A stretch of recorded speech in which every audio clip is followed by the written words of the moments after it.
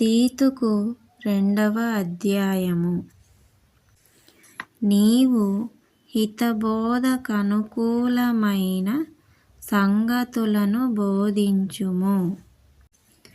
ఎలాగనగా వృద్ధులు, మితానుభవము గలవారును, మాన్యులును, స్వస్థబుద్ధి గలవారును, విశ్వాస ప్రేమ సహనముల యందు లోపము లేని వారునై యుండవలెననియు, అలాగుననే వృద్ధ స్త్రీలు కొండె కత్తెలును మిగుల మద్యపానాసక్తులనై యుండక, ప్రవర్తన యందు భయభక్తులు గలవారై యుండవలెననియు, దేవుని వాక్యము దూషింపబడకుండునట్లు యవ్వన స్త్రీలు తమ భర్తలకు లోబడి యుండి, తమ భర్తలను శిశువులను ప్రేమించువారును,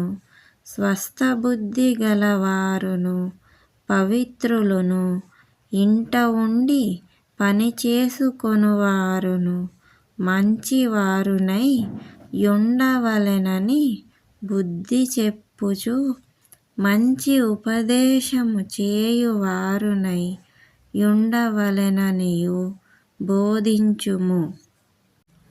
అటువలనే స్వస్థబుద్ధి గలవారై యుండవలెనని యవ్వన పురుషులను హెచ్చరించుము.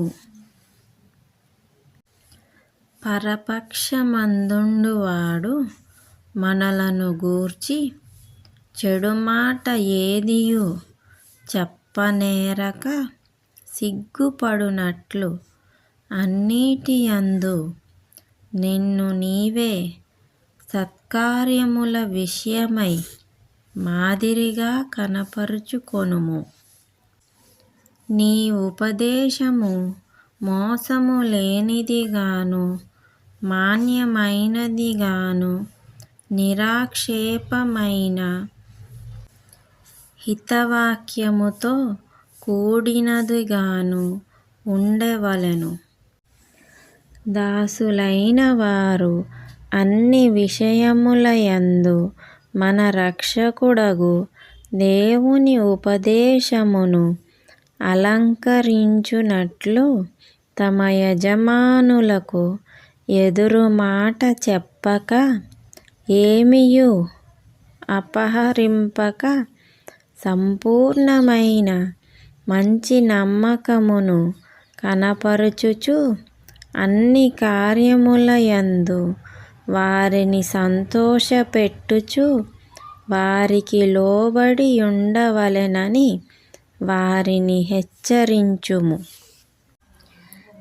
ఏలయనగా సమస్త మనుష్యులకు రక్షణకరమైన దేవుని కృప ప్రత్యక్షమై, మనము భక్తిహీనతను, ఇహలోక సంబంధమైన దురాశలను విసర్జించి, శుభప్రదమైన నిరీక్షణ నిమిత్తము, అనగా మహాదేవుడును మన రక్షకుడునైన యేసుక్రీస్తు మహిమ యొక్క ప్రత్యక్షత కొరకు ఎదురు చూచుచు, ఈ లోకములో స్వస్థబుద్ధితోనూ, నీతితోనూ, భక్తితోనూ బ్రతుకుచుండవలెనని మనకు బోధించుచున్నది.